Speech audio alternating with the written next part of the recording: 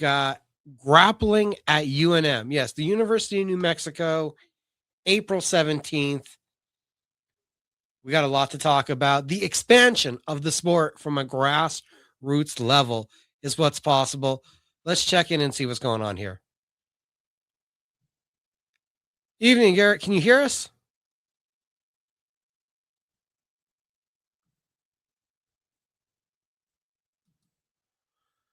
Think he's still working on getting everything transitioned over. So we will have our second guest up. That is at least the intent right now. While we're live to bring in our second guest any moment.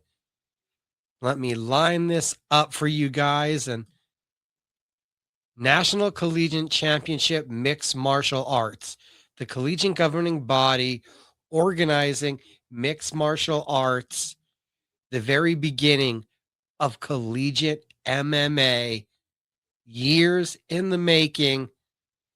And it looked like this is something but that has been, I remember, trying to be established since 2017.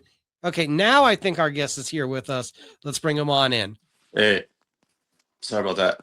No. Fine. How you doing tonight? I had to switch over. I had you all loaded up on my computer, and I was like, I don't know what the heck's going on here. I had it all loaded up, ready to go. So my apologies, guys. It's fine. How you doing tonight?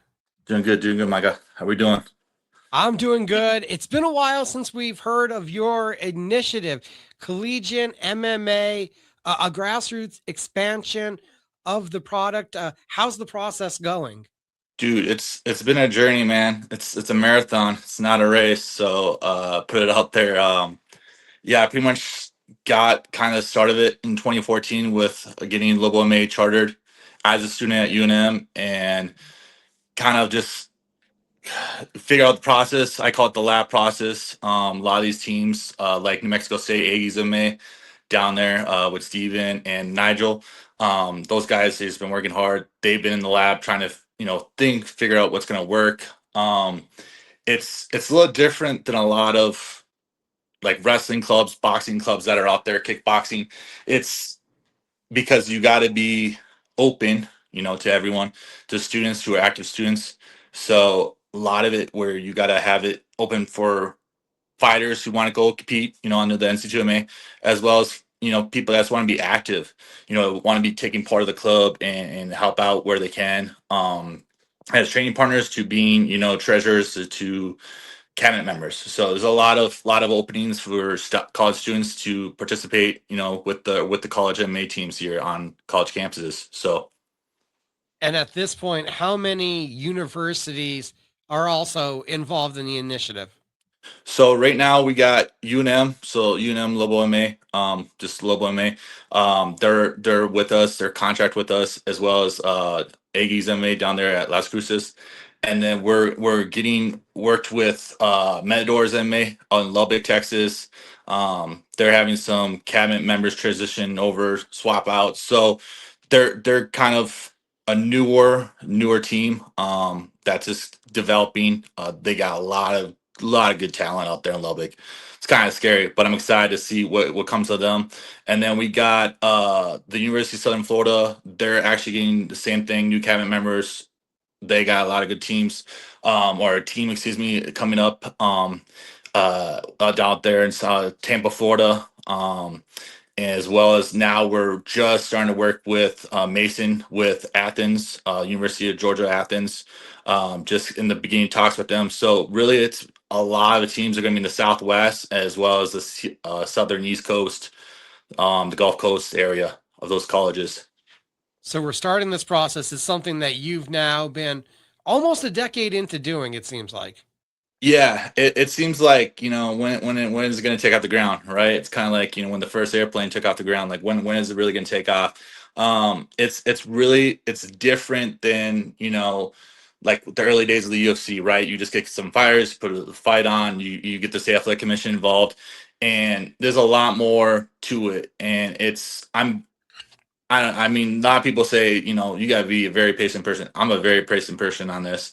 and just kind of going with how it needs to work with each school, with each college, getting these college students, just brought up, speed the process. Because back when I was doing it, when I was president of Lobo May, it was kind of do's, don'ts, that doesn't work, this doesn't work. So for me, just to put all the steps out there, everything for them, it's going to go a lot faster now. So by 2030, we're going to have a good amount of teams through California to the Carolinas.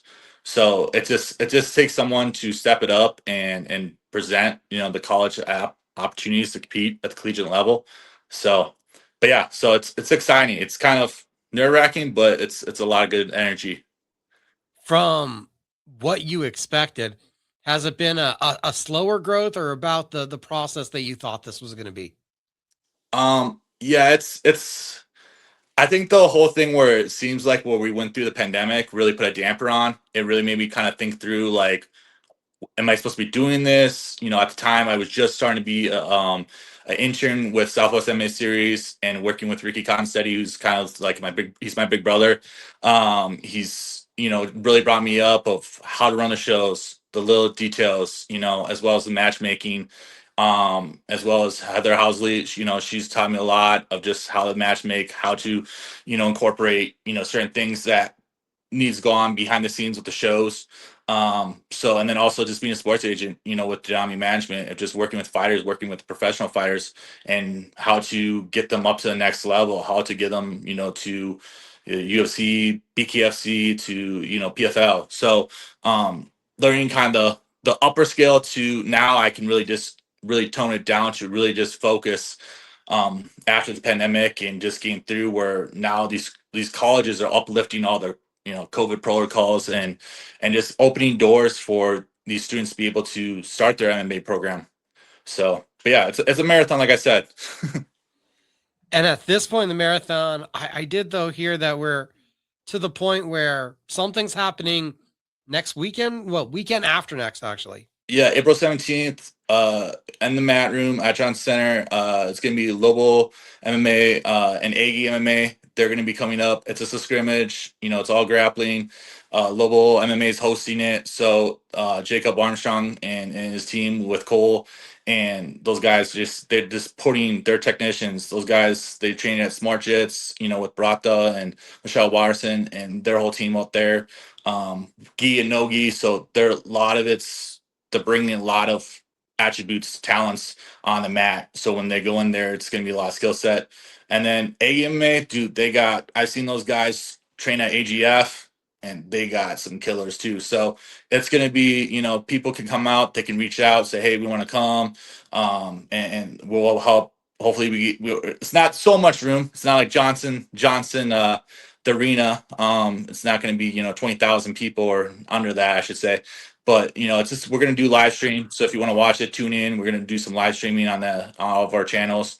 And then hopefully by this fall of 2026, we're really gonna be opening doors where we're actually be sanctioning, collegiate MMA within the state athletic commission with New Mexico. So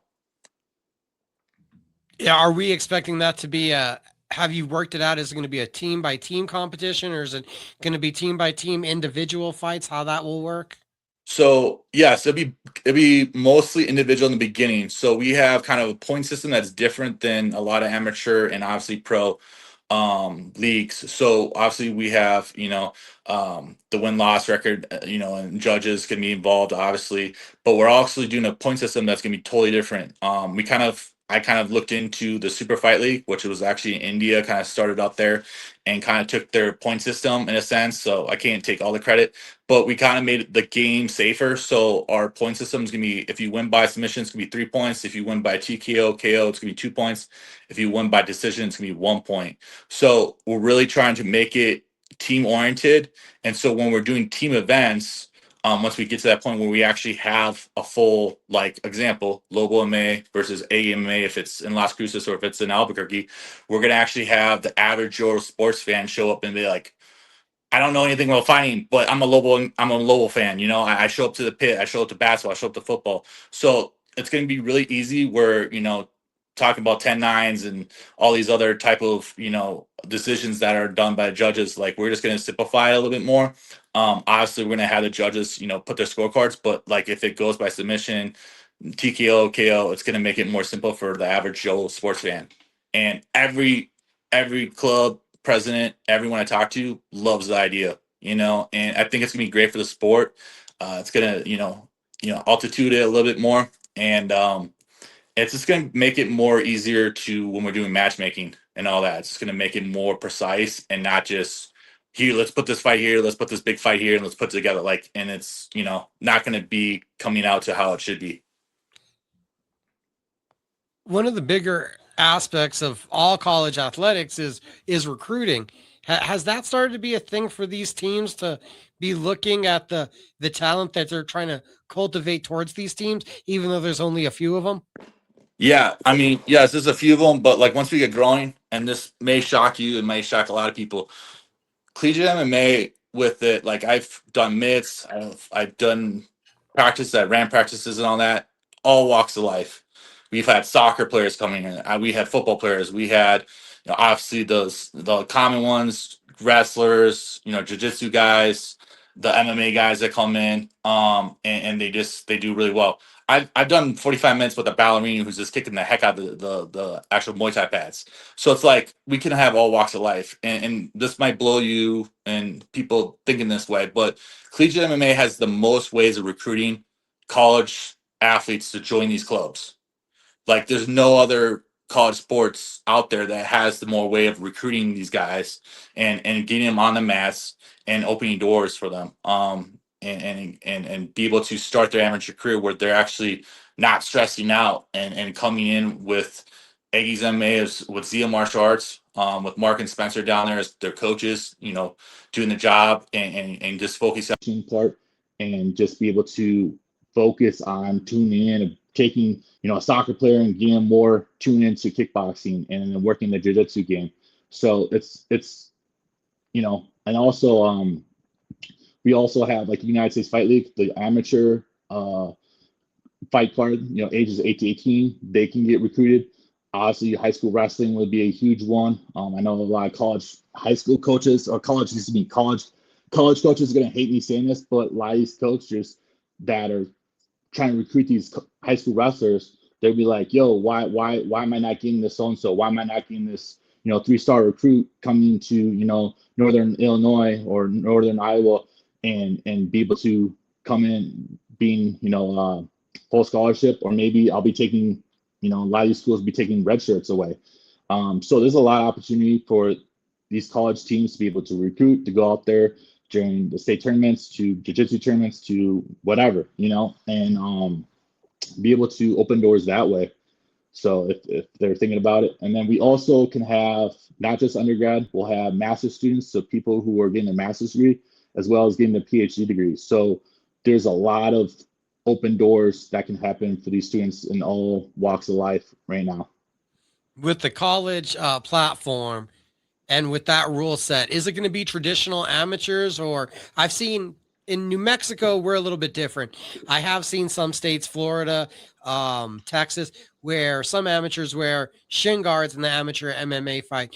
What kind of protective equipment are you guys thinking? Are we going to do the normal, just 4-ounce gloves and no other protection? Or is there something different with collegiate MMA towards the amateur circuit that we've seen here? So yeah, we're definitely going to focus towards safety. Like, we're going to abide by all the safety requirements coming from the State Athletic Commission, like, New Mexico, like Texas. Our novice and open divisions will have step-in shin guards. We'll be able to like if the amateur in the state of New Mexico is allowing like elbows and that, we'll allow the elbows.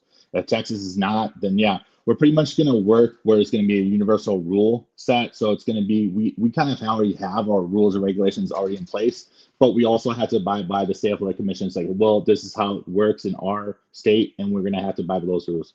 And then once these guys get to open division, which is our top 10 ranked guys, or to, our champion from the previous year up to the current champion, like those guys, we're going to take off step in shin guards. We're going to get these guys ready.